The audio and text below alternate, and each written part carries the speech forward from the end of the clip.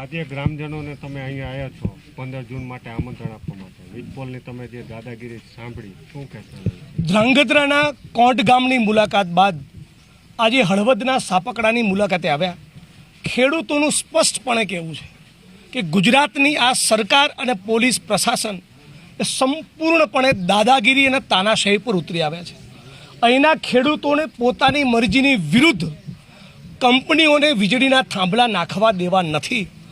તો ખેડૂતો સાથે બેસી સંવાદ કરી ખેડૂતોને સંતોષ થાય એટલું વળતર આપવા અમે ગુજરાતની ભાજપ સરકાર અને મોટી મોટી કંપનીઓને દુખે છે. કેમ? ખેડૂતો રેડી છે, પણ એમને યોગ્ય વળતર મળવું જોઈએ.